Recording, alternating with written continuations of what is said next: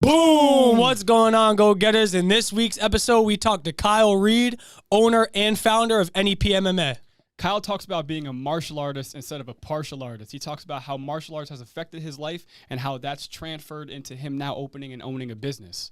Yeah, guys, make sure if you do like this episode to drop a like, comment, make sure to subscribe because we're still approaching that like goal of 10,000. The year just started and we're trying to tackle that goal, so make sure you do subscribe. Yes, sir. We hope you enjoy. Much love. Peace. Boom. Go Getters Podcast. We're here with Kyle Reed and a surprise cameo, Coach James Delaney. About to go get an open mat in. Oh, yeah. About to go get that work in. Savage. See you, Coach. Nice seeing you, man. Kyle Reed, how you living, man? Always, like I say, I'm living the dream every day, brother. Yeah? Oh, yeah. Karate, yeah. We got to talk about that for sure. So, yo, we're sitting with a karate. What is your accolades in karate before we start? Multiple world champion. World champion. National champion. Couple different. I try to keep them under the radar as much as possible. Now, let's bring them out right now. Let's put them on the map right now. So my accolades, I've competed in Ireland, I've competed in Italy, Spain. Damn. All over the entire nation, countrywide. So I won in Italy, we won in Spain, and I lost in Ireland. So I'm a two-time world champion overseas in fighting and then in weapons practitioner also. And then nationally wise, multiple national champions from probably the age of 12 till 18. Wow. Damn. Traveling That's all crazy. over the world and kicking ass. That's tough. It was my life. I didn't. Most kids play sports like basketball, soccer, things of that sort. My life was every 2 weeks on a plane to a different state or a different country, just traveling. When did you get into karate? When did I get into karate? I started when I was 6. My mom actually took me to my first karate lesson, and funny how this story works out is I wanted to be a Ninja Turtle is why I wanted to start karate. Donatello's always been my dude. Yeah. So I loved bow staff. I loved purple. So I wanted to be a Ninja Turtle. My mom took me to my first karate class. My father was not fully supportive of it. Like, wow. not that he wasn't supportive of it. My dad was like, just another sport I got to pay for kind of thing.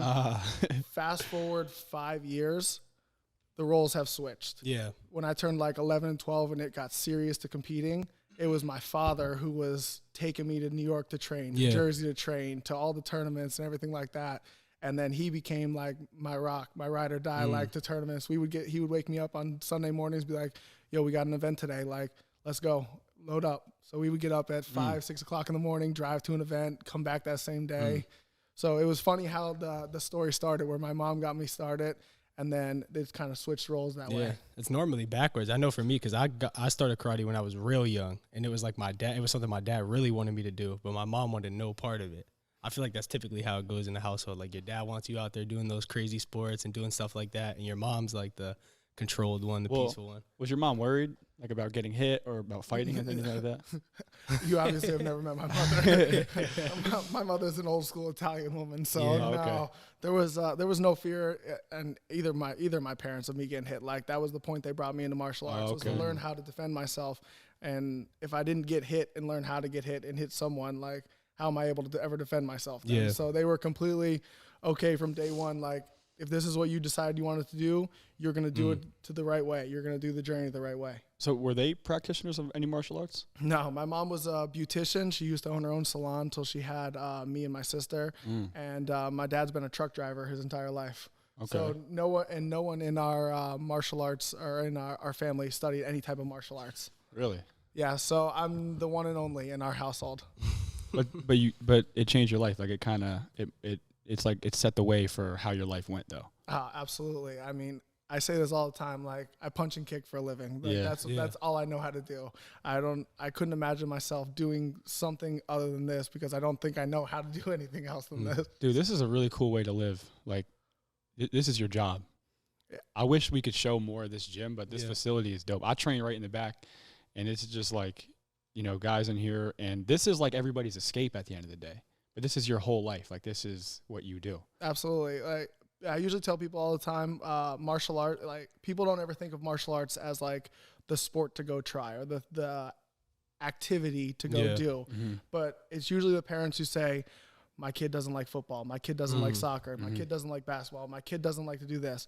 Well, martial arts is really an individualized sport. Yeah. Like you train how hard you want to train. You push yourself out. You learn to your ability. So like, there's not a team atmosphere. I mean, yeah, we are a team. We are a family here, but it's individualized. Yeah. So you don't have to rely on anyone else to make that game-winning shot or things of that sort. Right. It's on you. So it creates character from the day one.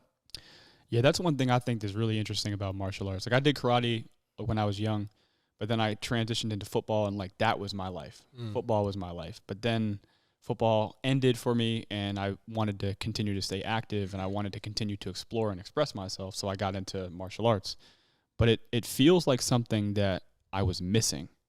But it doesn't feel like it's a sport like football was or like basketball was. It's different. It's a different kind of sport. It's philosophical in a way to me. It's a lifestyle. It's artful in a way to me. It's a lifestyle. It is, right? Because it translates to when you're off the mats. Absolutely. You know? Yeah, people, I joke when people say like the sport of martial arts. I know I refer to it as because that's what most people refer to it as. But it's a lifestyle. You embrace every bit of the martial arts: respect, integrity, discipline. All of that. All of those 3 key points right there resemble to every day-to-day life. Yeah. And we have a book sitting here, right, that I read, and I think it encompasses it pretty well. It's by Miyamoto Musashi, and it's called The Book of Five Rings, and he talks about the martial way of life, like the militant way of life, the way of living with honor and living with, you know, respect and integrity and, you know, discipline and stuff like that. And I think that's what martial arts really does for me. Although it benefits me physically, it also benefits me tremendously, like mentally. Absolutely. You know? And like, it doesn't just help like your outside mental life. Like it helps, like it's an outlet. It's a source of outlet for people. And you had a bad day at work. You can't go punch your boss in the face. Like, but you have a group of guys here in the back that are willing to let you strangle them, or they're going to strangle you. And at the end of the day, like you feel relieved, you feel relaxed, you feel like you're a brand new person again. You're reborn again because you left that all at the door. Like it's just an everyday kind of thing. And then go for it. And like even outside wise, like it's very easy, like for jujitsu wise, I'm sure, and even karate wise, you get frustrated in movements, you get frustrated in class, like sometimes, but it helps you understand and deal with those situations, which translates into everyday life. Like life isn't rainbows and sunshines. Like there's frustration, there's adversity, and if you don't ever face adversity, you don't know how to overcome it. Yeah. How did that help you, like in terms of actually owning this place and being here every day? How does that help you with how you handle like your emotions and your personal day-to-day life and the shit that goes on with you? People laugh like when I come here normally like an hour before classes start, and I usually stay about a half hour after classes end, and I usually just sit here at my desk, no paperwork, no nothing, and I just kind of vibe out here into my own little realm. But I mean, I now have almost a 1-year-old at home. I have an amazing fiance who works all day, and then she comes home and takes care of him. So like, there's a lot of stress in running the business and also maintaining a family while taking care of a baby. So it's a big juggling act, but it's helped me kind of set. When I wake up in the morning, I usually have a routine of how I do things, what needs to be done, and how I need to accomplish them. And it's kind of the same thing with martial arts wise. I had a goal when I started. My goal was to eventually reach black belt, and after black belt to continue my training, compete, win, do things of that sort, own my own place. So there was a set kind of daily plan or yearly plan to help me kind of stay focused and stay on track. So it's like, you broke it down, you know, you chunked it up. So did you always have a dream and an aspiration to own your own gym and to make this into your like life? Absolutely. My parents, and I still joke with them for this, my parents are the old school type of parents that you need a college degree, you need to go to school and everything of that sort. And I did the whole college thing. I tell people I got 2.5 degrees. I got a half a degree in athletic training, a half a degree in personal training, and a half degree in like. And what I mean by half degree is I only committed half the time there wise. But I knew from the beginning this is what I wanted to do. This is where I invested my life. People go to college for 4+ years. I spent 16 years doing martial arts. That's my college. That's my education. That's what I invested into it. So time to see my fruits of labor come to that's full crazy. circle. I saw when Lex Freeman got his black belt, he was talking about how he had all this education and traditional schooling and stuff like that. But when he got his black belt, he came up with this speech and said, I got all this education, but I learned more on these mats than I've ever done in school or college or anything like that. That's crazy because he's a literal engineer. Yeah. Like, that's what he needs to, like, he needed to go to school to, like, be who he is. Yeah, but did transitioning from the martial arts lifestyle and competing, did opening your own business and then doing it for a living, did that change your perspective on like what this life is kind of like? Do you know what I'm trying to ask by that? So, like, I think I do. Okay. We'll run with it, and we'll see if we're on the same, our minds on the same page here. So, like, when you're an athlete in the martial arts world, you just come in, you just train. Yeah, right. Like, that's all you have to worry about is having your gi, you're having your belt, and a bottle of water, and coming to class wise. When it's yours, now you got to worry about bills. You got to worry about finding a spot. You got to worry about staffs. You got to worry about all this other stuff. Yeah. And not only that, like student enrollment and advertising, marketing, all this other stuff that you don't think about when you're just being a training partner. So yeah, you have to make that switch. Like, it would be great if I could just be an athlete who owned a martial arts school and didn't have to worry about those other things, but we wouldn't have the building we had and the success we've had and the amount of clientele that has success through our program if I didn't dedicate part of my life to that. Yeah. Did being the athlete in any way help you like manage and have the capability to open and run your own gym? Like did that in a way like prepare you for this kind of lifestyle? Absolutely. Like, just the dedication part of it, just grinding out. When I first opened, I have two computers. I joke about it all the time. Like, one is my actual business computer, and the other computer, my first like 2 to 3 years, has enough information about business marketing for martial arts schools that I could probably run 5 different schools, 5 different ways, and never cross paths wise. And that's all I did. I would sit in front of my computer and I would just learn. Yeah. I would just look at other big karate schools across the country. What are they doing? How are they doing it? Why are they doing it? All right, does that fit my demographic? Does that fit my location? Does that fit my integrity? Because that was something like I felt as opening my own business, I was never going to give up my integrity for my quality of martial arts for the amount of students I have. That was very important to me, and it's still very important to me. I pride myself on having quality martial artists come through my door, and even if they don't finish our program, they learned the correct way. They learned not halfway, not okay, like kind of participation wise. They earned everything they got here, and I want them to know that wise. A question I was pretty curious on is like, when you opened this place, did it start as just a karate school? And if so, how did you transition into the actual like MMA world? How did you pick up like the other arts? So I opened in 2018. Yeah, 2000. I lied. 2014. Wow. Yeah. So big jump. So yeah, we're approaching over 8 years now. Wow. And when I opened my first spot, I was managing another MMA school on 315 wise. So I ran all their karate programs. We had a jiu-jitsu instructor. We had a kickboxing program and everything of that sort. So when I made the jump here, not directly here, we were over on Courtdale Ave at a different location, but I wanted to go with the MMA route because of the success MMA was having in the world right there. So immediately when I opened up, I managed all the karate classes. I reached out to and had a jiu-jitsu instructor, had a kickboxing instructor. So we subleased those out to different programs to keep the MMA atmosphere in the building wise. Nice. We predominantly for a while were mainly a karate program that had jiu-jitsu on the side or kickboxing on the side.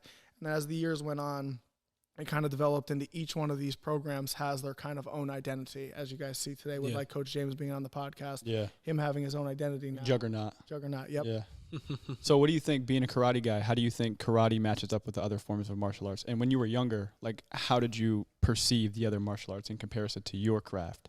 So as a young karate guy, as most karate guys think until they like actually explore kickboxing and jiu-jitsu, like most karate guys think like, karate's the way. Like there's no exactly like I could walk on water kind of thing. But like as I started doing kickboxing and as I started training jiu-jitsu and things of that sort, I learned that I was being a partial artist. A partial artist. I was only partially being a martial artist. I didn't understand everything that happened on the ground. I didn't understand a whole nother world of striking. Yeah, I may have had a black belt in karate, and I understood how the correct way to throw punches and throw kicks and move and things of that sort. But I didn't know so much more, and that's kind of what opened my eyes at an early age, around 16, 17, when I started doing kickboxing. Yeah. And then when I was around 20, I started doing jiu-jitsu. But I realized, like I said, I was a partial artist. I only knew partially what I had to do. When do you think it's time to make the transition? Like, if you're somebody who heavily focuses on, like, say, karate, for example, when do you think it's time to pick up something new? Or is there really ever a time? I don't feel like there's ever really a time, only because it's hard to make the jump to jiu-jitsu. Yeah. Just in general, because it's such a close contact like thing. And with the generation we have now, that's a very uncomfortable way to be. Very close in comfort and everything of that sort. So each kid is different. Like in our karate classes, we do incorporate jiu-jitsu a little bit, so they have a little bit of exposure to it, so that way that if they do decide to make that jump, they're a little more comfortable with it. But it's a very uncharted territory for a lot of kids, especially for like girls or single children at home who don't have like a brother or sister to wrestle around with or fight with, or even like cousins. Yeah, like you guys being cousins, I'm sure there's been times you guys wrestled around. We still do it. I was gonna say. So he's getting a lot better than me now. That means you got to get on the mat, right? I know, bro. So like having those type of influences makes that less intimidating. Yeah. Jiu-jitsu is getting a lot of like popularity, or it's getting very popular now. Absolutely. Jiu-jitsu is definitely with guys like Gordon Ryan, John Danaher. There's a couple other top name guys. You got the B Team Jiu-Jitsu down in Texas. But it's getting more popularity because of like ADTC, which they're giving big prize money away to guys doing jiu-jitsu. And that's the hardest part is like look at professional sports. Like football-wise, those guys get paid because millions, millions. Absolutely. I mean, look at the contracts these guys are getting because they're getting paid for doing something they love to do. So now you're bringing up this new sport. I shouldn't say new, but new popularity sport of jiu-jitsu, and all you got to do is front some money. Like, I know it's easier said than done, but that's all it did was start making it more mainstream. Yeah. And now you have more guys interested because there's an opportunity to grow. Yeah. And it's kind of just like, look at wrestling. Like after college, you have option to either go to the Olympics or go to WWE. Like realistically though, there's no professional league for wrestling. Yeah, that's crazy. But look how successful it is. Yeah. I mean, look at, we were talking about him just before we started the podcast. Bo Nickel. Yeah. I mean, if he had a route to continue to wrestle and didn't have to go to MMA. Yeah, he may have eventually made the jump, or he would have still made the jump, but wrestling was his thing. Yeah. Wrestling was his success. So someone came and offered him a $3 million contract to wrestle for a wrestling team that was a pro sport. Those guys would do it. Yeah. For sure. But then that's why so many of those guys make the transition to a different sport or a different thing because they have to. Yeah. Because it's their livelihood. It's how they made their life. Why do you think MMA was always slated in terms of pay in that way? Like, how come every other sport, in your opinion, do you think they make so much more money than MMA when it seems like that's the most bodily taxing sport one could perform? And I think also that sport might be honestly the most entertaining sport. Yeah, I mean, like we were just talking, I think Dana White might have said something like this, but like if a football game breaks out in this corner and a fight breaks out in that corner, everybody's running to the fight. Yeah. It has to be the most entertaining thing to watch. Two people fight. And I love football. Football is wildly entertaining. But I've watched UFC for a few years now and MMA and different programs and whatnot. But really only the last like 2-3 years has it really picked up for me. Like where every major UFC card I'm tuned in, whatnot. But it's far more entertaining. And I love football, and I'll admit that.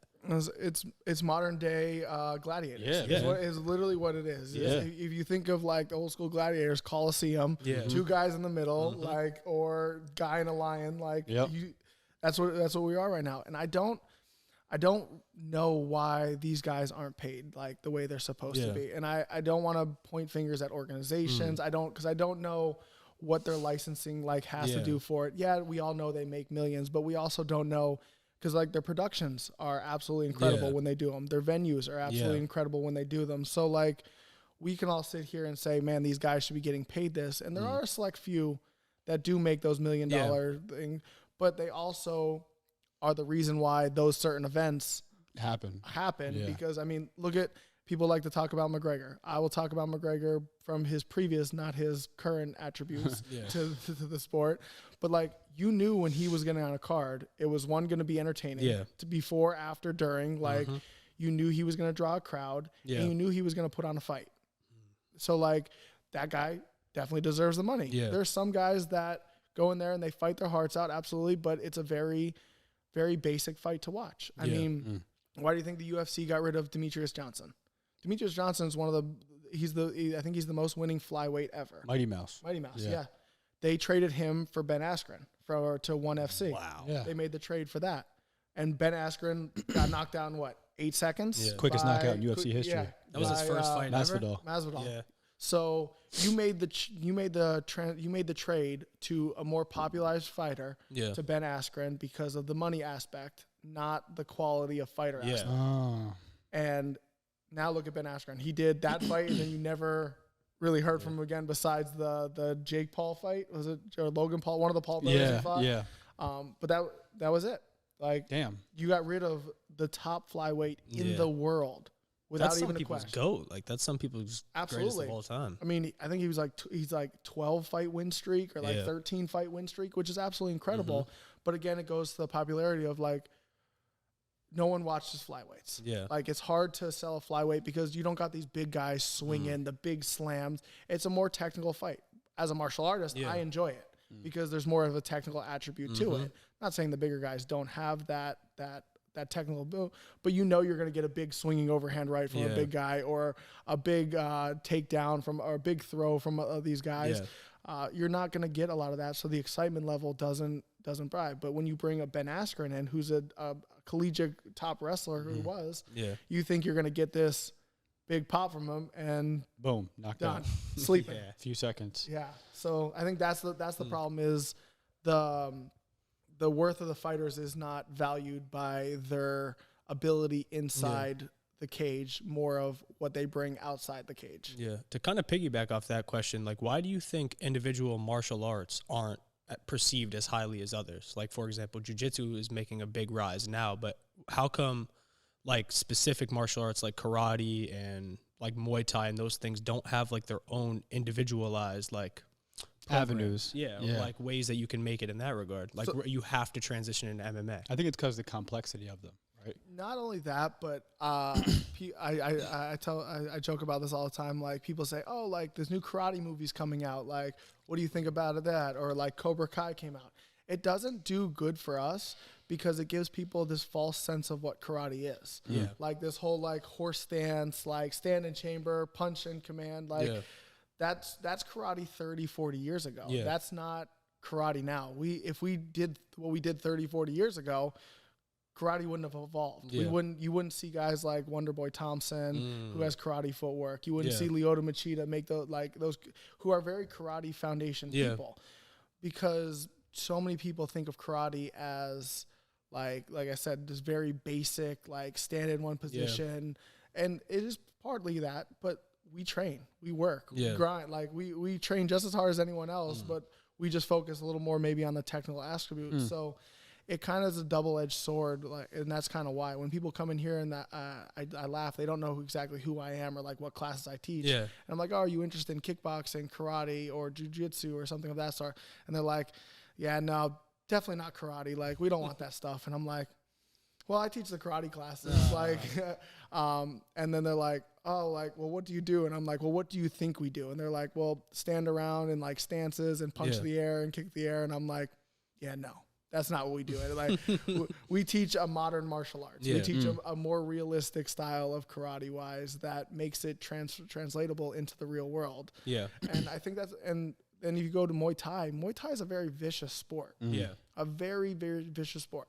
So like, trying to sell that to a mom or dad, like, hey, your kid's going to learn how to knee someone in the face, elbow them in the face, leg kicks, like, that's not exciting. That doesn't sound like something. It sounds terrifying. Like, I want to sign my 8-year-old up to be beaten every day in class. But again, we have a different demographic in the United States than Thailand than places like that, where like when you're born in Thailand, you're pretty much training at like 3 years old. It's crazy. Like, yeah, you're only hitting pads and stuff like that, but like you're training at that high velocity. But it's just the difference of demographic that we have wise. I think. Culture, stuff like that. Yep. But I think I remember, if I remember correctly, you were telling me how you got into cage fighting, because you've had a couple cage fights. And I think, if I remember correctly, you said that you had a chip on your shoulder to prove that karate was a legit martial art and can compete in the MMA realm. Is that right? Absolutely. So when I took my first, so I've had 2 fights. I'm 1-1. I took my first fight and was with PA Cage Fight with Paul Mastroselli. And I said, you know what? I said, I feel like I'm a top level striker wise, like from my karate background. I said, I have multiple world champions. I said, I don't want you to sandbag me. I said, I don't want you to give me just some guy who has 0-0 with very little experience. I said, I want a challenge.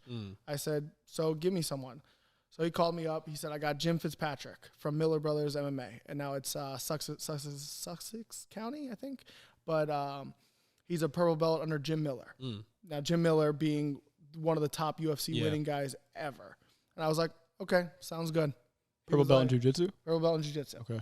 Now he's a black belt, and he like trains with Jim Miller personally, like on jiu-jitsu and stuff like that. But I was like, all right, sounds good. He was like, really? Like, that's who you want for your first fight? I said, absolutely. I said, because I'm going to be looked at as a karate guy who doesn't deserve to be in the ring, doesn't deserve to stand with this guy coming from this top level school, and I want it. So we went to this. We went in. Boom. First round. We go. He ends up taking me down at the end of that round. Well, rewind. I tried to attempt to take him down. From standing, and him being a purple belt in jiu-jitsu, and me having my white belt in jiu-jitsu and not being a top grappler.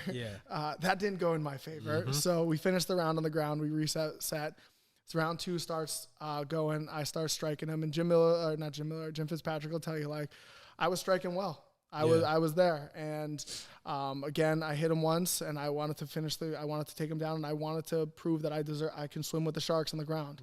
So I went for the takedown. He reversed it.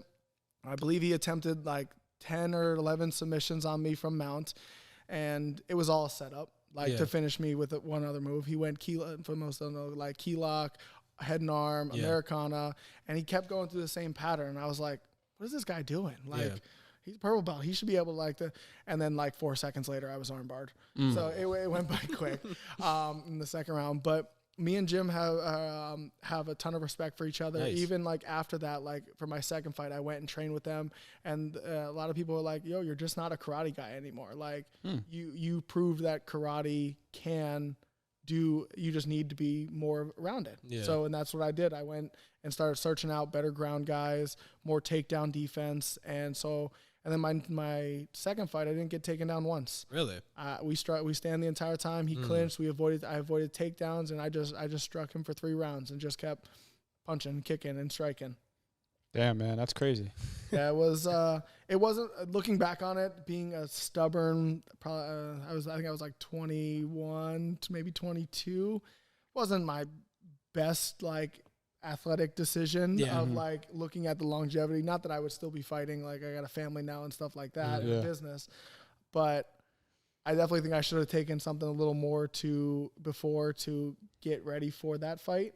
If that's actually I could wish that was maybe my second fight. Yeah. Because I'll tell you guys, nothing is more scary than that you hearing that cage door lock behind you. I've heard that multiple times. That door clicks. There is just you and this other grown man standing across the ring, and realistically, like I have to try to kill him, and he's got to try to kill me. Like in that first like 10 to 15 seconds, you're like, this is crazy. Like unlock that door. Like let me out of here. Like I regret every decision I made. And then once that passes, you're like, all right, I'm fine. But that first initial like click of that door, you're like, oh, I have made 4 decisions to get there. It's crazy how universal that experience is, the click of the door. I've heard that from James. I've heard that from Chris. Same experience. Yeah, there's nothing. I'm like, and the crowd is going nuts, and that you hear it. Like you would be like, oh, you can't hear that door. No. Yeah. You absolutely hear that pin go through that door, and you're like, your senses are probably so heightened. Like everything about you is probably just so dialed and fired in. Like it's probably, I'd imagine you probably hear everything. Absolutely. And one of the biggest things I think I did wrong in my first fight is being a local guy where the local fight was. I had a lot of support from the towns and community and friends and family. I think I sold like 200 tickets. So there was a ton of people there to support me. Yeah. And I let the weight of them weigh on me more than what I had to do inside the ring. Like I felt like I was letting them down if I didn't win. I felt like I was embarrassing if I didn't do what I was meant to do in there. And it was completely the opposite. Like people have more respect for you, win or lose, coming out of that cage than you think going into that cage wise. Yeah. Because out of all of them, go ahead. And that's a crazy world to live, man. Like that world is a different type of world. Like those guys are different. The high risk, high reward type of lifestyle is just crazy. I've always wondered, like, the mind state that it actually takes. And I mean, since you did it, I can just ask you, like, can you point to any other time in your life where you had even a remotely similar mindset to that of, like, the walk to the cage and getting in the cage and, like... Yeah, how is that compared to, like, sparring in karate tournaments or fighting in karate tournaments? Or anything else in life, like anything else, like any trouble or hardships you might have went through in the past. Like, what kind of mind state is that like compared to anything else you faced in life? Well, I'll go both ways. So nothing like a karate world. I've fought on stages. I've fought for world titles. Yeah. I've traveled. Like I said, I've traveled everywhere, and nothing comes even to touch that little bit of that cage. Doesn't even come close. And that's what I thought going into it. I'm like, I fought in all these different countries, all these different states, all these different stages. Like, this is going to be nothing new to me. Yeah. And boy, was I wrong on that one. And not that nothing really crazy happened in my life prior to that. It really helped me for things after that. Yeah. So my mom was diagnosed with liver failure a couple years later. And she had to go on the transplant list and everything of that sort. Yeah. And she didn't get the new liver. She would have died, obviously. But the adversity of that is she got a liver the first time, and it ended up failing on her 13 days later. Oh, my God. If it was 14 days later, it was on her way. Her and my father literally were driving home from the hospital. Yeah. They pulled into our driveway, and the hospital called and said, your liver's failing. You need to get back down to Philly. So then she drove back down. If it was day 14, she would have been put to the bottom of the list and wouldn't probably be here with us because that's a waiting time. Yeah. But they were able to find one quick enough again after that. Wow. Thank you to the donors, who those guys who sign up to be organ donors. Like if it weren't those type of people, I'm now an organ donor. I wasn't previously until this happened in my life, and now I believe in it. But it kind of helped me be strong and be tough and know that there's light at the end of the tunnel as long as you believe it. Like the moment you start having doubt and regret and worry and you start digging your own hole, you can't bail anyone else out of that hole. If you're in the hole, it's with them. Like there's a crazy story I tell people, I share on my Facebook every year, and I'm literally getting chills like now thinking about this story. If you don't mind. No, let's go, man. Take it away, man. So we're in the hospital for my mother's second transplant, and me and my sister are in there, and I said, I'm going for a walk. Like, I'll meet you guys in the cafeteria to get food. Yeah. And I'm walking through the hall, and I see this gentleman leaning against the wall, and he's got a wristband on, he's got a big boot on, and everything of that sort. And his name was Saul. And I said, oh, how are you, sir? He said, sir, are you military? I said, no, sir. My mother just raised me with respect to have to people. Like, I refer to everyone as sir. He's like, you don't need to call me sir. I was like, well, my mother will come downstairs from her hospital bed and whoop my butt if she finds out I don't. And he was like, your mother's in the hospital? I said, yeah, she's going to get a liver transplant. And I said, and he said to me, don't worry. It'll be quick and easy and she'll be fine. I'm like, okay, sounds good. He was like, and I was like, what are you doing? He was like, I'm just kind of hanging out here. I was like, I'm going to the cafeteria to get food. Like, have you eaten yet? He was like, no. So we go down to the cafeteria. He sits and he starts telling these crazy stories. Yeah. Like like about the old Italian mob from New York that he was a part, like these crazy stories. Now this man still had a wristband on. Yeah. And he was like, can we go to the chapel and like say a prayer for your mother? And I was like, I believe in God. I was like, but I'm not an active churchgoer. So like, I feel like if I go like just in the time of need, like that, I don't want to be one of those people. Like, it's like who just calls upon when he's in the time of need. He's like, no. He's like, let's go.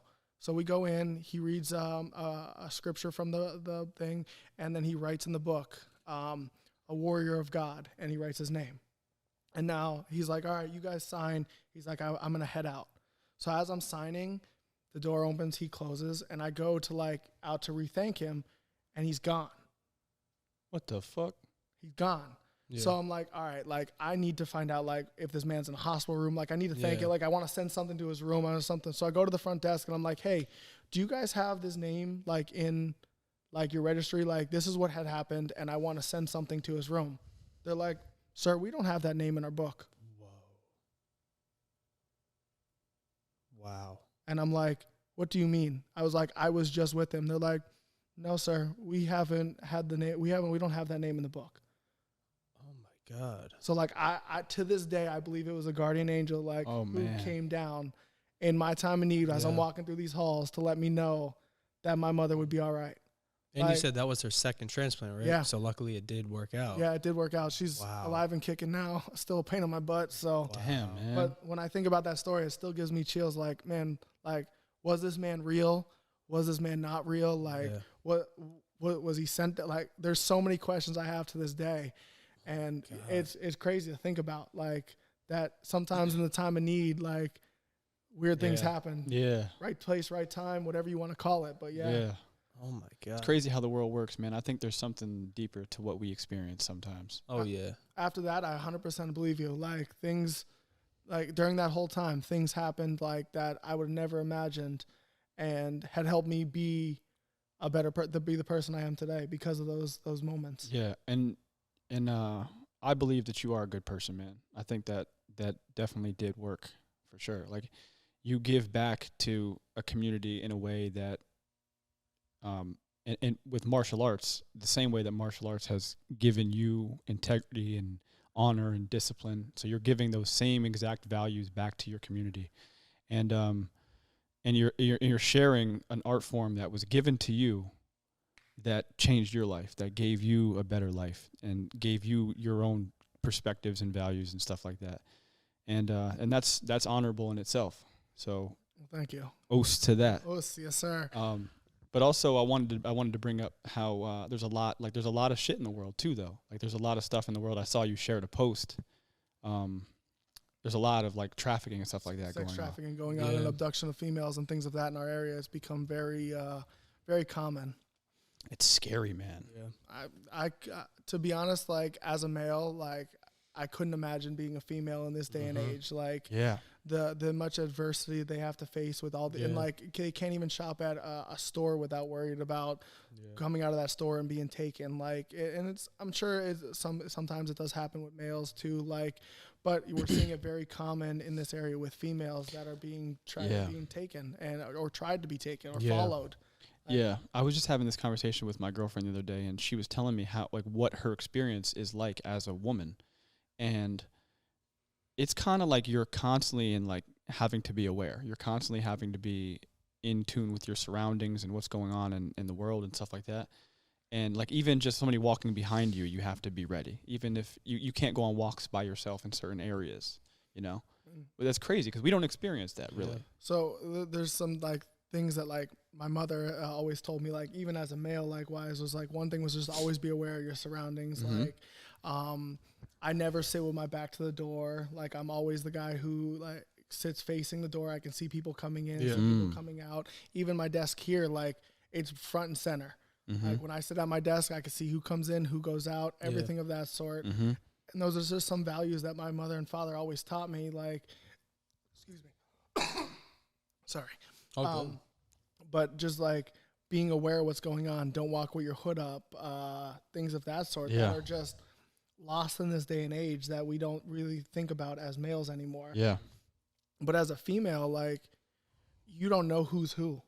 And not only that, but with the day and age that we live in and the popularity of all of martial arts and jiu-jitsu and things of that sort, you don't know who's trained. Yeah. You don't know who's not. So this dude could be trained in jiu-jitsu and be able to submit you or choke you out real quick, and then you're in the back of the car and you're gone because you have no idea who's who and who knows what anymore. Yeah. That's very true. It's dangerous, and it's good to know something, right? It's good to know some sort of way to defend yourself. Absolutely, and that's why the post I shared, I'm giving away a free month of all of our classes, and this whole month we're predominantly focusing just on hand-to-hand self-defense. Yeah, kids, males, females, everyone, because I feel like a lot of people invest in physical fitness or mental health or financial health, whatever it is. But no one really focuses on. Everyone talks about being ready or being self-defense or having the ability to defend themselves, but we don't invest our time into it. Yeah, right. So you can't be proficient in a one-day class. Right. You can't be proficient in 5 classes. But if I offer you a free month and you come in 2 to 3 times a week to train, and you fall in love now with not only the sport of it, but now the training aspect of it, now you've just taken an investment in your own personal safety. For sure. Because I think that's the biggest issue is a lot of people don't invest in their personal safety as much as, like, yes, you can do a gun. Yes, you can get mace. Yes, you can have a taser. But sometimes you need to be able to hand-to-hand. Yeah. Being able to, if you can't get your gun drawn or you can't get your mace out or your taser out and you get taken down, we have some of the meanest girls in this school. Like, some bad females, son. I mean, for real. Yeah. Like, there are some females in this school that, like, would probably beat most grown men. Yeah. Like, choke them out with their own T-shirt, like, and walk away, like, no questions asked. Yeah. Like, bro, if you ran into Jess at the state fair and knocked down her falafel, Jess... Yeah, that's the purple belt, right? She's a purple belt. Could have been a bad day for you. It could have been a real bad day for you. Absolutely. True story. And, like, Jess is the nicest person in the world. Yeah. So sweet. So, like, she got 2 kids. Like, you would have no idea. And here you are tied up like a pretzel. And, like, wondering how your ankles are touching the back of your head. And we have those arguments with some of our friends all the time. Like, what women are really capable of when like, they devote themselves to a martial art. Like, listen, we got to talk about Brian real quick. Brian, we'll watch UFC, right? And we'll be like, Brian, you think you could beat that girl up? And Brian was like, Rose, for example. Like a world champion. Like a world champion UFC fighter. Brian's like 220 pounds, 230 pounds. He's like, yeah, I'm bigger than her. I think I could just, take her to the ground. And I'm like, bro, it's a different world. Like, you don't get it. And for females wise, they focus more on the technical attribute because they don't rely on their strength. Because most of the time in situations, male versus female, the male is going to be stronger. Yeah. Like just physically speaking. Yeah. Physically speaking wise. So they focus on more the technical attributes. So technique beats power or strength every time. So you're just setting yourself up for failure in those situations when you try to outmuscle or outstrength and it just works out in their favor better because that's what they're accustomed to and they're used to. Would you say that women are typically more technical, like more technically sound than men in martial arts? Absolutely. Because that's their superpower. They kind of have to rely on that. Like that, you saying that kind of just sparked a new thought for me. Like, I wonder if men, even in martial arts, still do heavily rely on strength to get them through. It's definitely one of the biggest things that we have to break through on guys is like, be more finesse, be more relaxed, be more flow like water. Be like water. Water can flow, water can crash. Like, isn't he over there? Isn't there one of the Bruce Lee books over there? I'm sure there's one over there. The Tao of Jeet Kune Do. Yeah, we were looking at it. So, and that's one of the things that we have to like go through. And then like once you as a guy understand the technical attribute and then you use your strength as an attribute, not the need, it becomes a whole different ball game. I mean, we'll just use like Rossi. Yeah. Bad man, by the way. Rossi is a bad dude. Man. Rossi's got great technique, but he's strong as a bull. Yeah. Like, so now he's got great technique. Yeah. And he overpowers you. Like, bad man. Yeah. You're just, you got your snorkel on and you're hoping to God the water doesn't start to fill up. But it's good for you, though. Yeah. It's very, very good for you. I was telling them, like, when I first got in, a lot of times us men think we're much more capable than we actually are. You know, until you roll with guys like Rossi, and it's like, whoa. The humble battleground. But it could be one of two things, though. I think it can either be like, I had a bad day. Fuck that guy. He knows nothing. Or it can be like you really introspect, and you're like, maybe I'm not as badass as I thought I was. We get a lot of gym guys who come in here and like, we work out, we lift weights, we do this, we do that. And I'm like, all right, sounds good. Like, and then they do one live round and they're in the garbage can puking or on their way to the bathroom to puke. And they're like, we've never done anything like this. Like, we do cardio, and like, I'm like, no, Not the same. It's not the same. It's completely different. And like, you have to be humble in the martial arts, because like, it's all nails and hammers. Someday you're the nail, someday you're the hammer. Like, and it's all that growing curve. And I mean, that just plays in everyday life too. Like, being able to be the guy who is on top isn't always the best. Like, sometimes you got to be the guy that's getting knocked down. Yeah. And then one day it's just going to click, and you're going to be like, all right, I got this now. Mm-hmm. But how connected to that is, like, how connected can you use that in life too? Like, sometimes life will knock the shit out of you. Sometimes absolutely. life will knock you down and knock you down and knock you down and knock you down. But if you just hold this mindset, like, nah, I will figure this shit out, you can achieve anything. Absolutely. You do anything. It plays every day. And I mean, in my life-wise, when I opened up my school by myself, I was just about to turn 20 years old. I was this young 20-year-old. I had no money. I had a couple credit cards. I had a supportive family and a dream. Like, that's all I had. So when I opened up at Courtdale Ave, we went and looked at the space. It was 5,000 square feet. I remember me and my father in this building. My father's like, this is too big. Like, too big. Like, we're going to be digging yourself a hole, like, too big. I looked at him and I said, I got it. And I was like, and he was like, are you sure? I was like, I'll figure it out. I got it. So for the first year, I didn't have more than 30 members. Now, my rent over there was $2,500 a month. I had 30 members at $125 a pop. So I was maybe making $700 a month out of pocket. I was living in the office. Like, I had a futon there that I slept in. Oh, TV wow. there. Like, I lived with my parents too, but like, there are some nights that I just slept at the school. Like, if I'm going to figure it out, I need to grind it out here. Like, this needs to be, like, this futon actually we're sitting on is the futon from the OG office. Really? The old nap time office right here. That's like the NEPA MMA version of Elon Musk sleeping in the office trying to figure it out. Yeah, and people all the time, like, when I opened up the school, like, I didn't get a lot of support from other karate school friends. Like, I didn't get a lot of, people looked at me like I was nuts. I mean, even people like my own age who went to school with me, like, oh, you're going to teach karate? Oh, you're going to teach karate? Like, what's that going to do? Like, and I'm like, nah, I got it. I'll figure it out. So a year went by, didn't get no members, no new, like, I had my core group, a couple come in, couple leave, couple in, but nothing more than 30. And I sat down at the end of the year and I said, I need to figure this out. I said, I got to figure this out. I said, I'm sick of being knocked down. I said, I'm sick of being the low man on the totem pole. I know my worth. I know my value, and I know what I can bring to this area. And then we went from 30 members to 75 members in the next year. Wow. So, and then the next year after that, we went from 75 to 150. So, like, and I was like, you know what? I'm sick of being the low man karate school in the area. I said, I love all my other karate school friends. I said, but this is my time. I said, I'm coming for blood. Like, now, then I'm burying everyone as much as I can. And that's how we started coming up with all our different community events and reaching out that way. Yeah, you were the nail for a little while. I was the nail for a lot longer than most people would ever want to be the nail. Yeah, but that's what it is, man. I mean, sometimes you got to be the nail. Even the nail, like, my instructor, like, going back farther than that, my instructor now is from New York, Sensei Jody Tenshin. He's in the Bronx. Now, at this point when I started training him when I was 16. So I was a 16-year-old kid in the inner city Bronx training. Yeah. Like, I was, and this was 10, 12 years or almost 13 years ago. Yeah. So, like, I took some beatings. Oh, yeah. I took a lot of beatings. I remember the first time I went there, I was 16. I got beat up by a 12-year-old in his program. Wow. Well, a 12-year-old beat me up. And I got in the car with my father, and my father was like, how was it? I said, demoralizing. I said, I'm not good. He said, well, what do you mean? I said, did you not see what just happened? I said, a 12-year-old just beat my ass. And he was like, all right, what are you going to do about it? I said, well, we're coming back next week, right? Yeah. And he said, that's up to you. I said, we'll be back next week. Yeah. So every Tuesday, my father, he'd pick me up from school.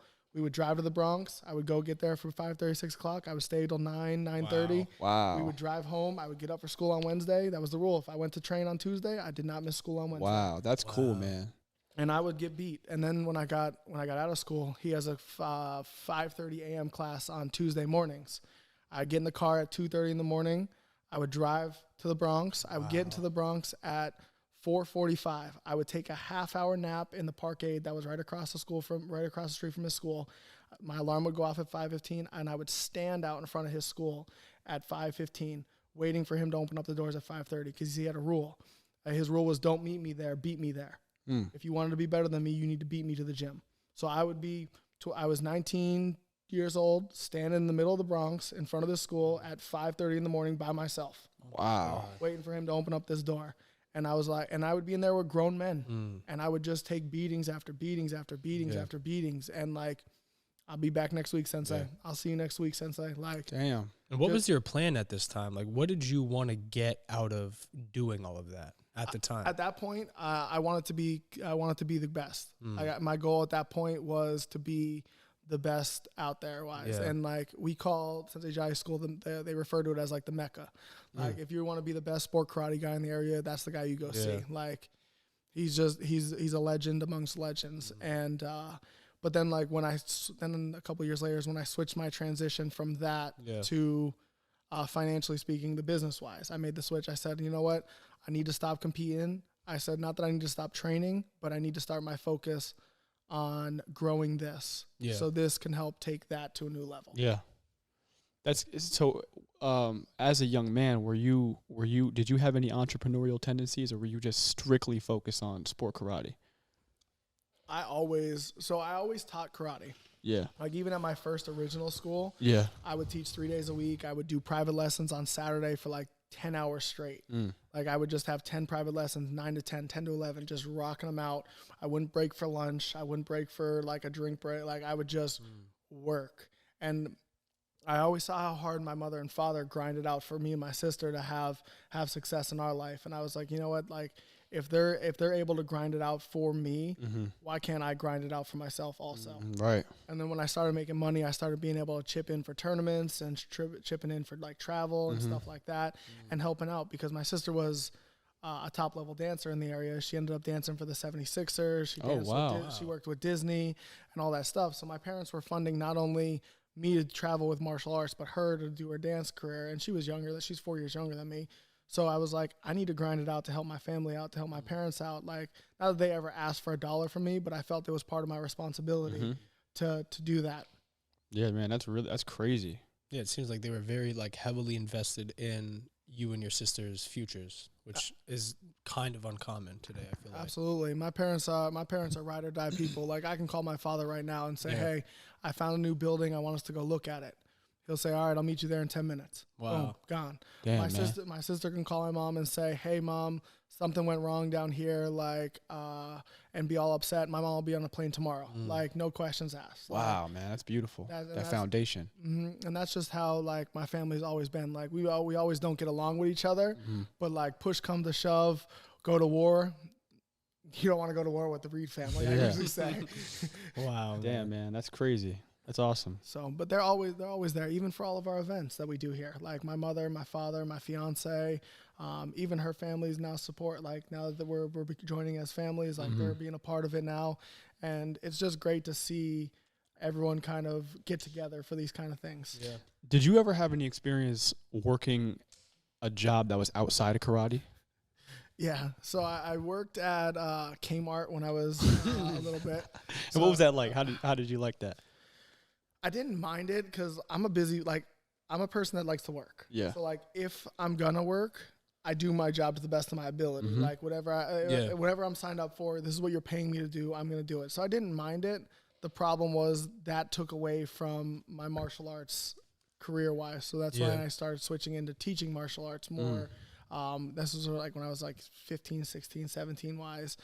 And then when I opened up my school, I actually worked at UPS from like 4 a.m. to 9 a.m. unloading the trucks and getting up at 2, 3 o'clock in the morning, doing that, coming home sleeping. It wore on me for like 6 months. And I was like, I can't keep doing both of this. I was like, I either need to figure this out or find somewhere else to go. That's awesome, though, that you had that belief in yourself. Like, I'm just going to figure this shit out because this is what I am. This is what I've grown up doing. This is what I love. Yeah, I never once. I'm sure there've been a couple times, I should say, that like I doubted myself, but like that's usually the time like I look in the mirror and say like, yo, this ain't you, like wake the fuck up kind of thing. Like, you need to get it together and stop falling apart and get it back on track, because this is This is you. Like, this is based upon you. Yeah. If you're off the track, everyone else is off the track. So there's a lot of people and a lot of kids that look up to me on a daily basis. So, like, I don't have time to be off the track. I don't have time to lose focus. I got too much to worry about gear-wise. Too much responsibility or accountability, I should say. I like that, though, like putting yourself against the wall so you have to figure shit out. Yeah. Like not giving yourself the plan B. Like this is what we're doing and this is what we're going to figure out. That's currently what him and I are going through right now. Like we're trying to figure out how to beat the 9-to-5 grind and just do what we want to do for our lives. Like doing this podcast. And I really want to focus more on martial arts and become like a real martial artist, you know, and investing in things and building businesses that could work for us, so that we could explore what we really want to do, how we really want to express ourselves. And how you want to live your life. Yeah, for sure. I want to take control of my life, you know? And that's a big problem that a lot of people have is that 9-to-5 life. Yeah, dude, it's a trap. I really think it's a trap, honestly. It kills so many people. Like, I mean, there's so many people that love their job and love what they do for 9-to-5. Yeah. But, like, there's so many people out in this world who hate their 9-to-5. So many. I think it's the majority. Yeah, but there's so much room in this world for us all to do our own thing and never have to cross-compete wise. Yeah. Like us as examples wise. I'm a martial arts school. You guys are a podcast. But there's so much we can do together, just like this podcast, let alone, but other things wise, that we never co-compete with each other. But you guys are living your life and doing what you want to do, and I get to keep rocking my life and doing what I love to do, and everyone prosperous. I tell Tyson all the time, small business is my thing. Like, I love supporting small businesses. Like, when we go out to breakfast, I find the mom and pop joints. Like, I go to those. Like, I don't order from big chain restaurants. Like, I try not to. Like, the occasional TGI Fridays gets me on a Friday night. But that might be it. But I try. When me and Kylie started dating, for the first year, we did not go to one chain restaurant for dinner. Yeah.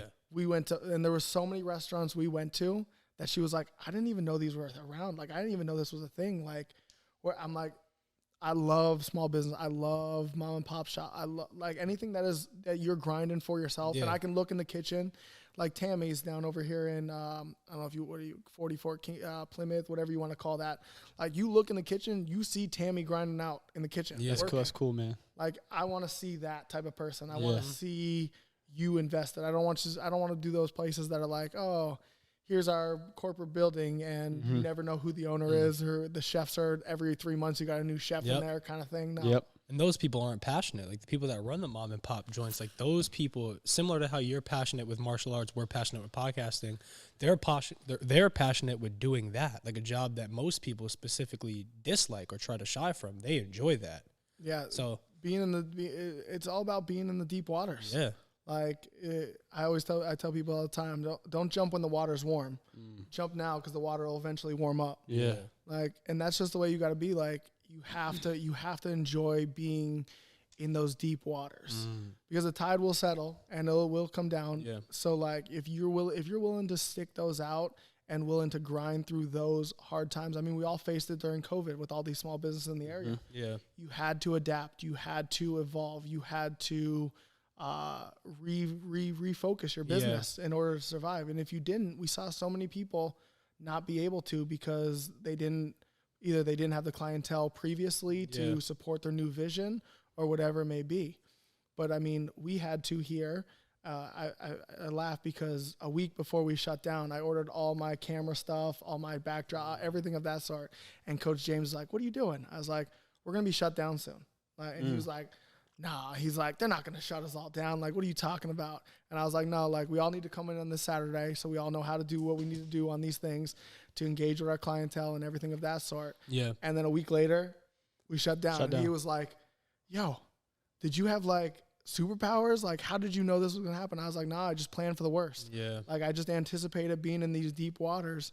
And it was me and him teaching jiu-jitsu class. Like, he taught from his living room a bunch of times, but, like, we were in my bedroom. We cleared out a whole bedroom. We set up all the Zoom cameras and everything of that sort. And we were teaching karate for 2-3 hours in a bedroom for 3 months. How dark was that for you being a business owner, or because you were so prepared, like you were kind of able to weather the storm pretty easily? So it was a lot of trials, and, like, we did a ton of stuff. So during COVID, I started this thing where every Friday I would give a family a free dinner. So I would personally go pick up 2 pies of pizza and a dozen wings, and I would deliver it to their house. So I inputted all my members into like a random number selector. Boom, that random number selector picked a number. That family got a thing. So I started that the first couple weeks. After like 2 weeks, the family that got the food would then they would normally Venmo me money to double it up the next week. And then by the end of it, I was delivering like 4 or 5 families pizza on Friday, just like to keep those parents to know, and those families know that like I'm here riding with you. Like I'm not just here teaching karate a couple hours a day for 3 days a week or 4 days a week and like trying to still keep you as clients. Like, no, I'm weathering the storm with you guys. So here it is. Like, and this is how to keep us engaged. We ran game nights. Like we did, the minute to win it game, you know those. So we did a family night where I sent everyone who signed up, this is the supplies you need to get or have, and then we ran a game night. We had a timer on the screen. That's cool. And like we did things like that. We did like a charades night. Like we did all this different stuff to engage with our members. But it was a lot of like sitting down on my couch, like pondering like how, and a couple extra Netflix like series I finally got through. But I really just had to like deep dig into deep in the bag there and find any option I could to like keep the community involved. It was during Easter this happened, and normally we run a very big Easter egg hunt, which we'll talk about in a little bit. I normally do 10,000 eggs. So I had 10,000 eggs filled with candy. So I drove me and my fiance Kylie, we drove over 3 days to 135 houses and egged every one of their houses. So that we put a little sticker on their front door and we dropped about 20 to 30 eggs in their front yard. That's cool. And left. And we drove across this valley, parts of this valley that I don't even ever think I've seen before. And I've lived here my entire life. Wow. But like we spent 3 days. She would get out of work and we would just go till it was dark out. We'd be out there with our flashlights, dropping eggs around. Boom. That's cool. And man. like we did everything we could to survive. And like knock on wood, somewhere down here. There it is. There it is. We survived it, and we were able to come out better and stronger. And those parents that stuck with us through that saw the commitment we didn't just have to the martial arts program, the commitment we had to them. And I think that's what a lot of businesses lost was the commitment to their clients. Is the clients feeling the value that they were getting, not only the service that they were being provided, but the value that they were contributing to them wise. Because if it wasn't for those parents that stuck around during COVID, we wouldn't have been here. So like, how long did they keep you closed for? We were closed for, was it February or March? March, I think we closed down till the middle of June. So like 3.5 months. Damn. And we weren't even allowed to step foot. Like if we were in here, I was the only one allowed to be in here. Wow. As the owner of the facility wise, I wasn't even allowed to have staff in here. Wow. I wasn't to do anything. That's like, crazy. So it was hard. Like we originally had planned to like set up the camera here and come in daily and do the videos as a team, as a staff, and work together. But once they put that restriction on it, I was like, all right, guys, like I'm just gonna rock this out at my house. Like if you want to come over and help out with classes, like you're more than welcome to. The door's open, but the weight's on my shoulders right now. Like I know you guys are supporting me and you guys are here for me, but like I need to carry the pack right now. It's crazy that was allowed, but this wasn't. Like you were allowed to just have them come to your house and just do it there. Yeah, that was a crazy time in the world, though, right? Yeah, you really had to find the fine line in the rules. Yeah, because nobody even knew what the rules were. They kept changing all the time. Like it was so probably hard, especially as a business owner, because we didn't own this business at that time. It was crazy to me to try to think about how people navigated that water. Because it was just so unprecedented. We never experienced anything like that before. Yeah, even coming back, like we had so many restrictions on like how we had to. I mean, we still have the tape on the floor that we have the kids separated by. Spacing wise, it's like 3 feet each way. We didn't allow parents in the lobby. We streamed the classes through Zoom, so the parents in the car can watch the classes. Everyone got hand sanitizer. Everyone wore masks. Everything of that sort. And then like obviously it's the rules started changing and things of that sort. But it was a very interesting time because we couldn't really do a lot of hand-to-hand stuff. We couldn't do a lot of like mitt work, pad work because of the sharing of the pads and the things of that sort. So we had to really refigure our curriculum and our program at that point again. So not only did we have to do it pre-COVID, coming back from COVID, we had to refix everything again to now fit these new set of rules. And it was just, it was exhausting, but again, it was worth it, but it was stressful. It was the unknown. Yeah. That's the necessary part of accomplishing anything though. Like those deep waters, the unknown, the uncertainty, the trials. I think that's going to happen in any endeavor in which you're trying to accomplish something of meaning. Yeah. Right. You have to be able to withstand those storms. Absolutely. Anybody listening, if you're trying to accomplish something and life's testing you, just ride it out. That's what it's all about. Bunker down, be the juggernaut. Yeah. Head down, chin down. Yep. And just keep roll with the forward. punches. Yeah. Roll with the punches, man. You'll never grow if you don't. Yeah, I think I like to say this a lot. Like, discomfort is the currency for growth. You have to be uncomfortable. You have to be uncomfortable. That's what you got to pay. That's your rent. The other one is what they say, get comfortable being uncomfortable. Yeah. I mean, that's the truth. Choose your suffering. Right? Yes, sir. Absolutely. So what's going on with this Easter egg hunt? So when rewinding back to when I was like really like only struggling with the business and couldn't figure it out, I figured the only way I can grow my business is if the community knew me, the community supported me, and the community invested back into me. But the only way they would do that is if I brought value to them. Yeah. So we started with our trunk or treat. I'll go to that one after our Easter egg hunt. So we did an Easter egg hunt at the karate school. We spread out all the Easter eggs across the mat and let the kids go. Boom. We did that for a couple of years. It was kind of fun. It was kind of cool, but it was very restricted to like what we can do. So now we do 10,000 eggs. We fill all 10,000 eggs with candy. It takes us about a week and a half to fill all these eggs. Can imagine. And we go down to the local park here, right on the corner, and we use the field and we set them up with 4 to 6 year old. We do 7 and 9 year old, and then we do 10 and 12 year olds. And each group gets like 3,200 eggs spread out across the field. And these kids just come. We set off the air horn, and they just go, boom, and pick up as many eggs as possible. They get to keep all the candy. We allow vendors to set up. We don't charge any of the vendors anything, like any of those people that have Etsy shops or what are they, Lularoo kind of things. Like they can set them up. So I'm cool with all of that. Sometimes we have food vendors that come in and set up, and it's all free of charge. We don't charge for anything. There we do basket raffles, we do donations, so that we do charge for that. But it kind of helps us use that money to cycle back into our next event. Yeah. So it's like a whole big event. It's like a whole big planned out. Last year we saw probably about close to 1,000 kids. Wow, whoa, that's sick. That's crazy. Spread out through all the age groups. Yeah. So a lot of people that do events, they feel that they have to pay. They feel like they're always paying to come to to do. So I'm like, I'm just gonna do these events free. Yeah. I don't like. Yeah, if I lose money, great. But how many people are running an Easter egg hunt that are getting 1,000 kids, that are giving out 10,000 eggs, and things of that sort? And like, I wanted to change the game on community events. I wanted to be that guy that when I posted a community event, that everyone wanted to be at, that you rearranged your schedule just to make sure you didn't miss this event.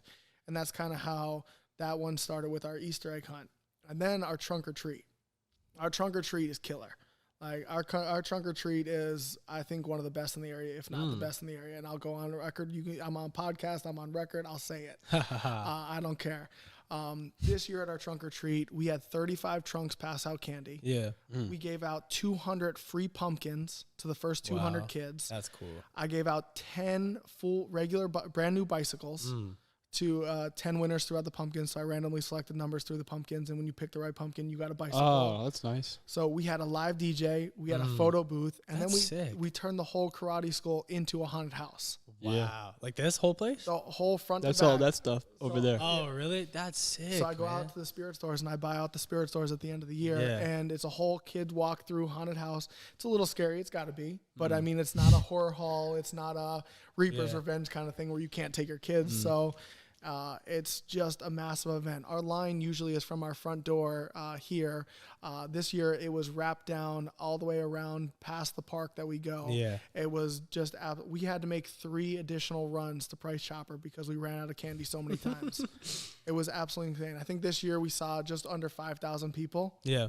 Which is, that's insane. That's nuts, bro. It was incredible. That line, I've never seen anything like it. And so many people, like, yeah, we charge for the haunted house because it does cost me stuff to put it together and things of that sort. But everything else is free. Yeah. Free candy, free pumpkins, free bicycles, free, like, where can you go and get all that and have the chance to win that? So, like, I really wanted to change the game.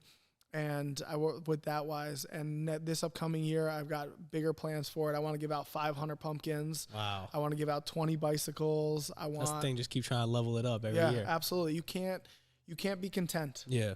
Like, you can always do better. You can always do more. You can always make it better. Like, even if it's the best event that I run, and I account my father for this one.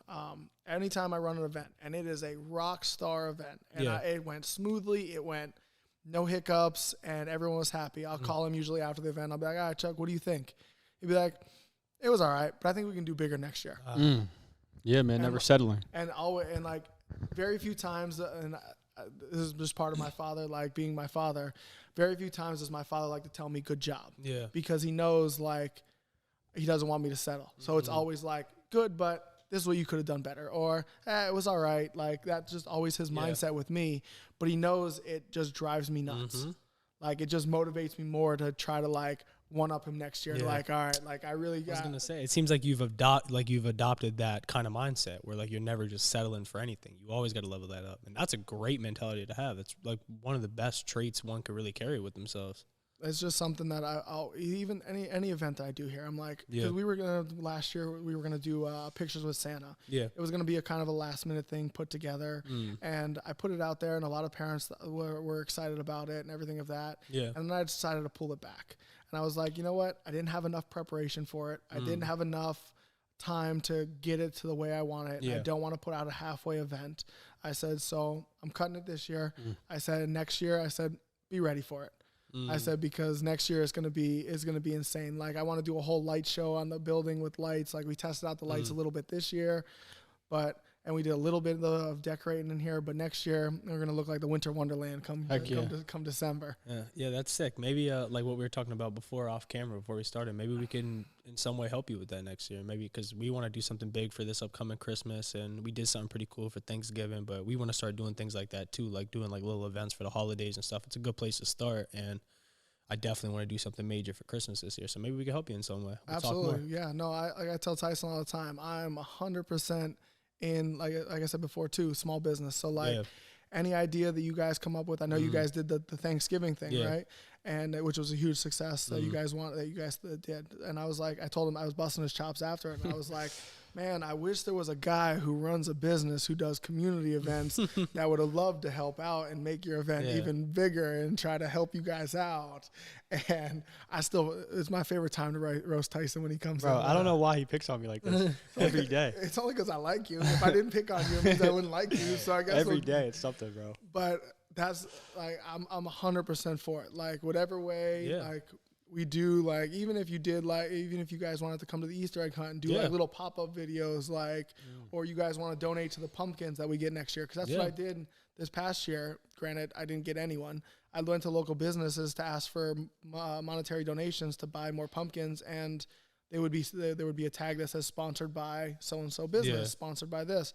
I didn't get much because a lot of people think I run these events for myself and for myself promoting. If you come to our events, I normally don't even talk about like karate classes. I don't try, like, people ask me at the trunk or treat, how do we sign up? I'm like, hey, you know what? This is a community event. This is a kids event. I'm excited that you guys want to sign up, and I'm grateful that you guys are interested in the program.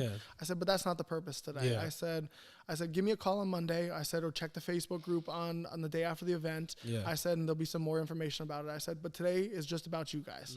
Like, I don't want this to be about me. Like, you guys are already coming here and supporting me, so that's grateful enough for me.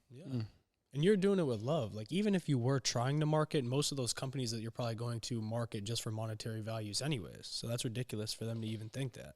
Yeah, it just I was snubbed out of a couple, so left some sour taste in my mouth from going back there. But it is what it is. Like, and I have a bunch of friends who have small businesses in the area who do support me. Like Vesuvio's down in Wilkes-Barre, Donald down there.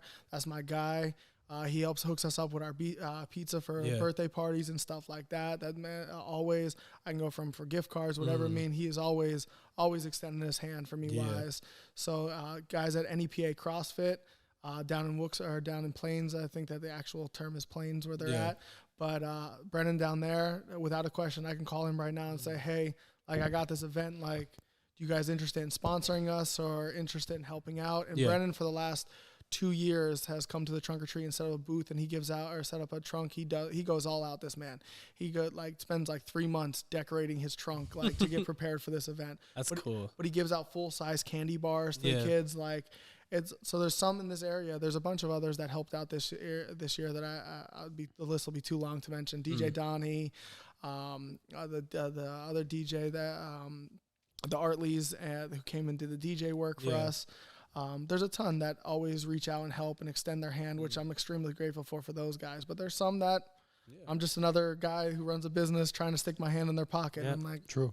Hey, forget about those guys. At least you got a tight-knit support group. And, like, at least from talking to you today, like, I can tell that, like, one of your big values is, like, that community, like, that love, that one-to-one. Like, there's a real connection that it seems like that you like sharing with other people. And that's good. Those are the people you should be around, the people that want to help you because they know you mean well and you're doing a good thing. During you mentioned that we were doing the free month thing, and there's a gentleman that came through with his kids, and I went to high school with his wife or fiance. I'm not sure what their exact term, if they're married or not, but I had no idea who this man was. And we were talking, and he was like, just to let you know, like, the moment I walked in, like, I felt like I was a part of it. Like, he's like, you were on the floor teaching class, like, and the parents, like, immediately helped me, like, to get to the right class, or if I was late to what to do, like, immediately jumped in. He's like, and I didn't even meet these people before. He's like, I was just some stranger walking through the door, and immediately he was like, I want to sign my kids up based upon, like, the atmosphere you've already provided to us. And the atmosphere you're building. And that's how we are here. We're just a one big family. Like me and Tyson were just saying, we bust each other's chops. Like, we have fun, but we get the job done too. Like, we're very, very, very tight-knit group here who really go to battle for each other. And have no problem for it. Yeah, this place is great, man. I'm grateful that this place exists. Well, thank you. I get to come here. I'm grateful for it to exist too. Yeah, this place is dope. Yeah, and the moment he breaks me down, I'll be here at some point. We'll get him, bro. Oh, absolutely. We'll get him. He's been talking about doing jiu-jitsu for a year. Very long time. For a year now. Like about a year. Man, listen, there's only one way to get into jiu-jitsu. Just do it. Just do it. Just get on the mat. Like, it's going to suck. You're going to get choked out. You're going to hate your life for at least the first month or two. And then you're going to start, things are going to start clicking. And you're going to be like, all right, I'm learning something here. I'm at least surviving kind of thing. But it's all just jumping in, just like you did with this. Yeah. I mean, it's no different. We just jumped in. Literally. It's really no different. You had no idea what to expect or where it would go. No. It's the same thing with anything else. Yeah. That's been a recurring theme in my life recently because I've changed a lot recently in that regard. I used to shy away from, like, many things, specifically how, like, we always talk about, like, seeking discomfort, that kind of thing. I was a big guy, like, in my shell. Like, I didn't really want to do nothing crazy when I was younger until I got out of high school. And, like, I just completely evolved, shifted my beliefs on a lot of things, and that's, like, what I love to do now. It's kind of like throwing myself in that fire and just seeing, like, what I could do. Because I think I'm capable of great things, but I like seeing myself actually be tested, and I love competition. Like, that's, like, something that I've always had. So now that's a big theme for me in my life, and I love to pursue that path going forward, just trying a bunch of new things. I keep saying that this year, too. Like, I just want to try a shit ton of new things this year. Absolutely. And, I mean, like, I've been around, Tyson, how long you been here? And I think got to be at least a year. Definitely a year. For sure. I think almost 2. Almost 2 years. Yeah. I was gonna say, so I've been around Tyson for a long time, and, like, me and Tyson always talk about different things, and to see, like, your podcast start, like, now, like, taking waves and start making moves and everything of that sort. It's great to see like the evolution come through. Like it's not just Tyson in the back room talking about it. Now Tyson's you guys, you too. But I see him on a daily basis. That's why I'm just referring to him, not leaving you out of that. Yeah, no, obviously. But to see you guys like actually making the dream come true and jumping in, like that's awesome. And like I always tell him, I'm here to support. Like, even like you got some crazy idea that you think like is crazy and you want someone to bounce it off to, like, throw it at me. Like, I'll let you know. Like, I have a buddy in Florida who runs a detailing company. I talk to him 3-4 times a day. And there's some days they're just random talks, like we just talk, but there's other times where we're talking business, like, and we're talking this, we're talking that. And he's like, why didn't I never think of that? Like, why didn't I ever do that? Like, and I'm like, well, like, because you're in your comfort shell sometimes. Like, you don't, you look at it through horse blinders. Like, if you get an outside point of view or an outside idea, like we were just talking about before, those different ideas, like they just blossom to so much more. Yeah. You know, that's one thing I think we do very well is like, just thinking of some of the wildest always shit what we we're could doing. possibly do. That's literally always what we do. Like, we'll just sit in a room together. We have a room, we call it the war room. And we have like dedicated days where we sit in there and just like throw shit together or like try to plan and plot on stuff to like, you know, change our lives and build something, create something that, you know, is really meaningful to us. Really. That's the key though. Just, you have to be outrageous. Yeah. You have to be extreme. Like, you have to just tread those tread that line of like too much to not enough. Like, you have to really be willing to walk that tightrope. Of like chaos and and like normal. Yeah, you know? absolutely. My life is always chaos. Kylie, my fiance, always laughs. She's like, we can't go anywhere without someone like saying hi to you or like knowing you or something of that sort. She's like, you're like the local mayor. And I'm like, no, like that's just based upon like the outreach that I've developed. Like, and that's my goal in life is like, I want to be able to walk in somewhere and not saying get special treatment, but know the people there, feel comfort there, like, and support them and not just be some random guy who's just doing karate in the area. Like, I want to be the guy. Yeah. Like, that's always my goal. Like I say before, like, I love all my other karate school friends in the area, but I want to be the guy. Yeah. I want to be the person that when you think of martial arts classes or karate classes, it's me. Yeah. Like, even if somehow 10 years down the road, Tyson's not here no more, but his kid he has a kid and they want to do karate. Yeah. I want to be the first person he thinks of like that. And these interactions and these evolutions of like how we interact with each other are key. Yeah. No doubt, man. I think this area has a lot of potential. I really do believe in that. Like, there's a lot of potential to grow something here. Absolutely. And I'm a firm believer in this area. Word of mouth is the biggest form in this area. I mean, it may be true in other areas, but this area, word of mouth is, if you don't have a good word of mouth in this area, it's hard for you to survive. Like, it is so much easier to build, once you build trust with him, like I built trust with him first. Yeah. And that trust was, you trusted him because he trusted me in this decision, right? Yeah. Like, based upon that. So like, that's just the easiest way is just word of mouth. Cause you already have a sense of accountability with that person. If that person believes in what this other person is doing, you don't have to rebuild that trust with that person. You just have to continue to uphold it to the standard that they believe that you're in. Yo, I got in here from word of mouth. Yeah. Yeah. I seen somebody posted a picture. And I'm like, yo, where is that? Cause that's like when I was trying to get into martial arts. And then they were telling me about the place, and then I got in here, and I will take full responsibility for getting Mike Krasnavage in here too, because he hit me up about this place, and I word of mouth, though, yeah, 100%, yeah, that's how it happened, and that's for sure. That's the key. Like, people laugh, like, we don't have big banners out front, we don't have big signs. We got a school bus and a panda. I like the panda. I didn't know about that until today. That's our legendary panda right there. When we moved that to the area, that panda caught a lot of social media attention, and I was afraid it was going to go missing because of how much attention it was getting. But word of mouth, like, is just like, we don't have nothing out there, like, for that reason, because if you ask 98% of the people that have ever trained here or currently do train here, you're going to find out like what we do and how we do things. And 9 times out of 10, you're going to come in and try it out. It may not be a fit for you, but there's no hard feelings. Yeah. Like, when people come in and do our trial classes, if they decide like martial arts isn't for their kid after it, there's no hard feelings. Yeah. I run into you in the supermarket. I'm going to say hello. I'm going to ask how little Johnny's doing. Like, I got no remorse and no grudges to behold. Like, it's not for everyone. And eventually, maybe a couple years down the road, my doors may open and you may walk through them again. So like, I want to continue that responsibility and that respect attribute, like we talked about earlier, is, I respected your decision by leaving, and I didn't disregard you or offend you or try to stick you with a bill, like whatever it may be. Yeah. Like, I was respectful of your decision, so you respect me as a person and as a business owner to understand that, and we leave on mutual grounds. Yeah, no doubt. So where can we get a hold of Kyle Reed, and where can we sign up for some classes? And also, is jiu-jitsu still 2 weeks free? Yes. Jiu-jitsu class, 2 weeks free. Come check it out. It changed my life. It really did, and I really mean that. And I've been telling all my friends. I really have been. I mean, ask him. I mean, like, well, he and I, we watch, obviously, MMA and stuff like that all the time. But regardless, just in our day-to-day life, we talk about this all the time, and I don't even do it. So Me and him do jiu-jitsu in my living room. Yeah. And him and his brother do jiu-jitsu. And me and my friend Brian and Jake, we're all doing jiu-jitsu. And I'm trying to get – I tell everybody. I really do tell everybody. First 2 weeks free. Because it's so popular today. Like, everybody's talking about jiu-jitsu now because Joe Rogan's talking about it. And, you know, all that stuff with the Gracies went down. It's heavy in MMA now. So I'm telling everybody. Listen, get the word out, right? First 2 weeks are free. Come on. If you're watching at the end of this video, first 2 weeks. If you want to try jiu-jitsu, come on down. NEPA MMA. This is the guy. MMA. Check it out.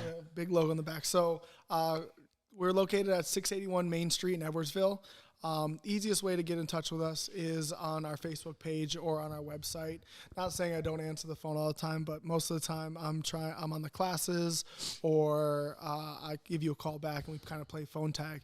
When you go into our website or our Facebook page, we can communicate directly back and forth, and we can get you set up a little faster and a little more efficient. Nice. Or I'll reach out to you and just ask for your phone number and give you my phone number, so that way your phone doesn't immediately send it to the spam file, like when Tyson tried to call me twice yesterday because I didn't have his number saved. Yeah. So immediately sends it. So I know everyone has their phone set up like all these spam calls. So that's why I try to avoid those, because most people don't have my number or the school's number saved. So immediately sends it that way.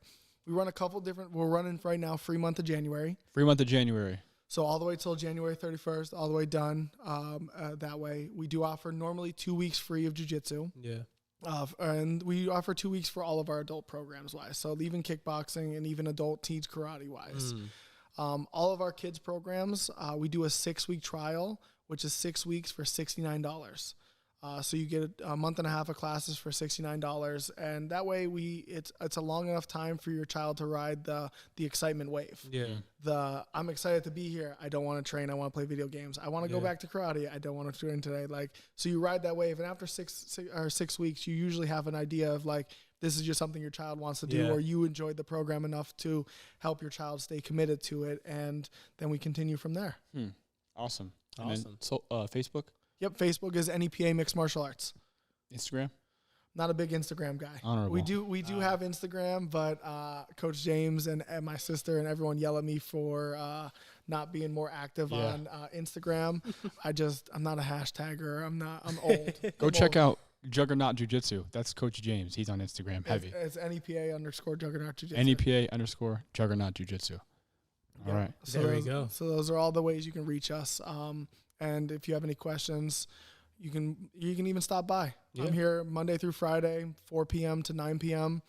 Meet you at the counter, and Nice. we'll get it cracking. Yeah, we'll obviously talk more about the events and stuff. We'll help you promote that, at least in any way that we could. So we'll be more in touch as those times come around. But Kyle Reed, this has been a fucking amazing banger of an episode. Fuck yeah. I appreciate you. Well, appreciate you having us here, and appreciate you being on the show, man. This was great. Well, thank you guys. I appreciate it. I was excited to finally get on this. Me and Tyson were talking for a minute to finally hammer down a date, and we finally got it on paper. So yes, sir. I was super excited. We talked about a ton of stuff that I don't usually talk about with the general population. So it was very, very nice. So thank you guys. I appreciate it. Of course, yeah. Thank you. He mentioned you early on. He mentioned to do a podcast with you like a while ago. I don't know why you never got around to it. We just couldn't. My life. I'll take responsibility. It's all Kyle's fault, man. Listen, it's me. I live a crazy lifestyle. Yeah. Well, All hey right. guys, thank you for watching. Much love. Oos. This is great. Oh, yes, Thank you. sir. Let's Thank get you. it. Boom. Peace.